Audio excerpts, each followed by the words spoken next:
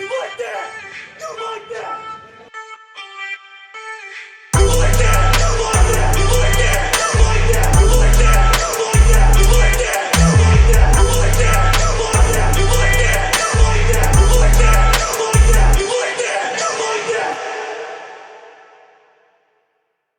What's going on? It's Coach Williams, and I am back for another breakdown.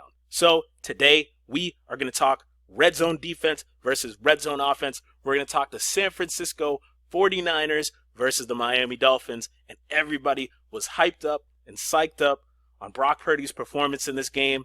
And I just want to talk about a red zone sequence that I thought was really interesting and illustrates the point of why I personally am not a big fan of spot drop cover 2 in the red zone. Okay, so any kind of zone defense has holes, and when you're running zone defense, you're willing to give up certain things. But when you get down on the goal line and you get in the red zone, if you're giving some of those zones up, right? If you're just giving up a 1 yard, 2 yard, 3 yard catch, well, if you're on the 3 yard line, that's a touchdown, right? So we'll talk about what ended up happening and what I think a better solution is, okay?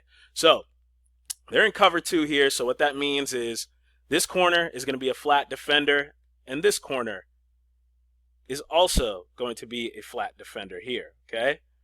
This guy is going to be a curl match defender. Got half field here, curl match defender, okay? Then you've got your whole match defender, and since it's a drop 8 concept, they're only rushing 3 here, you've got an extra shallow robber, okay? So that's what they're doing defensively. Now, we can clear that out, and Kittle motions across, and we'll show you what they're going to run, okay?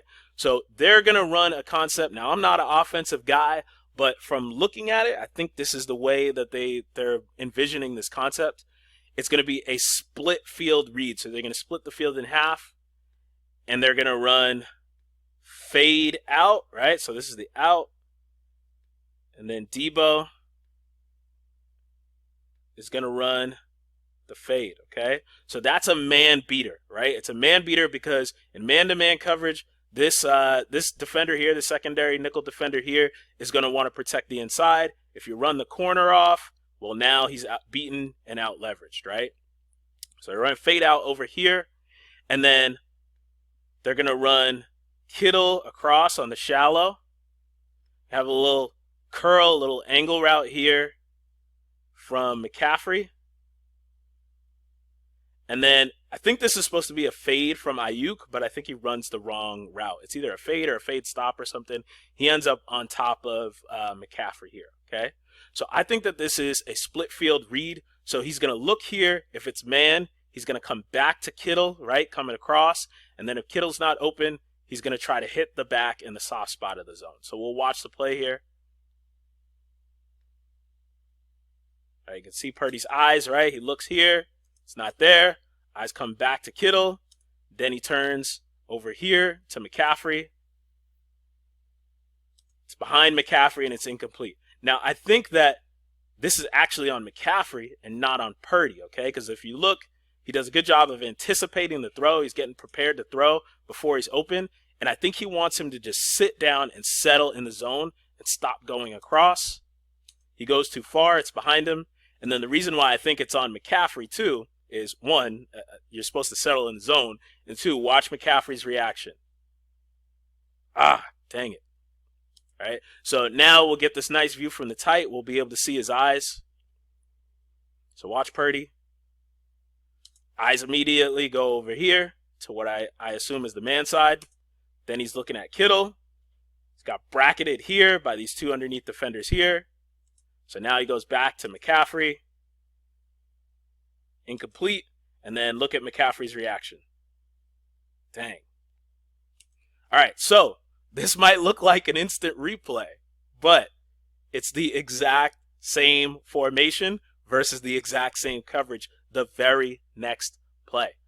But the 49ers know that they're going to run cover 2, so they're going to switch things up a little bit, okay? So down at the bottom, I don't even think that they're looking at the bottom, but down at the bottom, they're going to run smash, okay? So Debo is going to run this in. That's going to kind of serve as the hitch, right? Usually this turns into an in the red zone. And then he's going to run the corner, Jennings.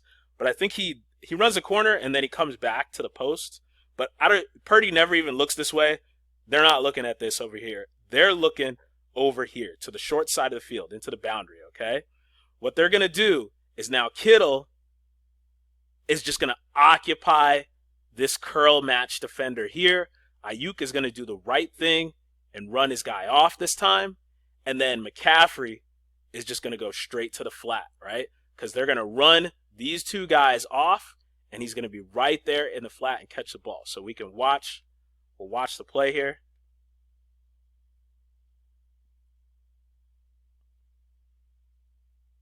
Bang. Touchdown, right?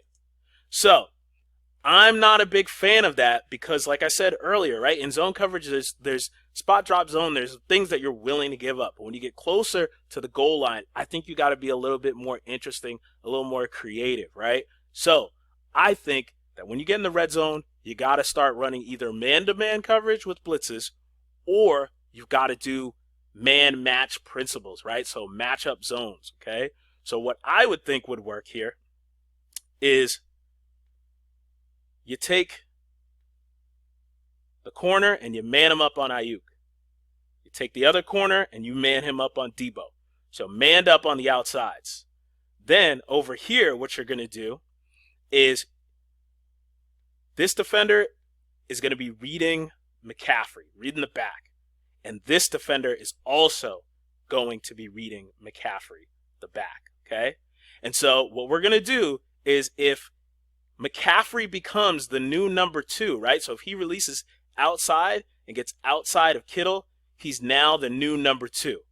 So he is going to push to number 2, and this guy is always going to relate to number 3, right? So if number 3 ends up being Kittle, he is going to relate to Kittle, okay?